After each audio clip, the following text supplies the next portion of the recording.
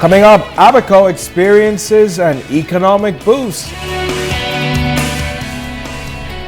Plus, the online gaming landscape goes through a transition. Find out what it means for you. And also find out the victors of the 2014 Junior Junkanoo Parade. The Bahamas Tonight, the National Report, starts now. Now in HD.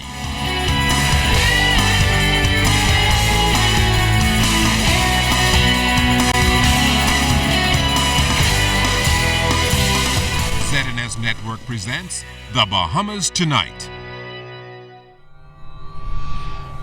This portion of the news brought to you by BTC Everyday. The nation's leader predicting a bright future for the Magic City. Good evening, everyone. I'm Kendino Knowles. And I'm Charisma Robinson. As Sabrina Brown tells us tonight, the Prime Minister was on Grand Bahama today as the Ministry of Tourism announced several big initiatives for the island. Grand Bahama is poised for a major economic turnaround with increased air and sea arrivals in the pipeline for this island. The Bahamas Celebration, which was out of operation since October 31st, is preparing to relaunch its service between the port of Palm Beach, Florida and Grand Bahama through a new cruise line. The MS Grand Celebration will make its first call to Grand Bahama in early February next year. Prime Minister the Right Honorable Perry Christie was on island for the big announcement. The new Grand Celebration replacement ship comes with 50% increased capacity and projects some 280,000, I am told, year-round passengers, with not less than 100,000 electing to purchase a 2 or more night stay in Grand Bahama. Combination with the cruise boosting room nights sold from just under 50,000 in 2014 to 125,000 minimum in 2015. The ownership has also committed to create new job opportunities for not less than 300 Bahamians in the first phase of their operations, and ultimately hopes Bahamians can qualify for 100% of the 632 jobs on this Grand Bahama-based ship. The introduction of a new $100 million vessel by Balearia Caribbean is also good news for the nation's second city. The new superfast cruise ferry has a passenger capacity of 1,000, which is almost 3 times the capacity of the vessel that now services the island from the port of Fort Lauderdale, Florida.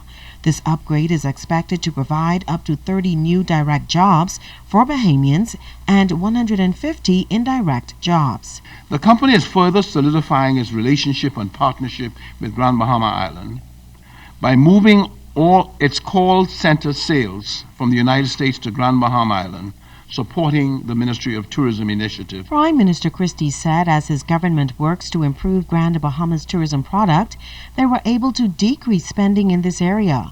He also announced that the Ministry of Tourism is about to launch a new $3 million South Florida promotional campaign dedicated to Grand Bahama using the theme The Grand Life. I'm pleased also to say that the government and Sunwing are pursuing further expansion and involvement in Grand Bahama, which could further enhance the tourism product and further boost tourism performance.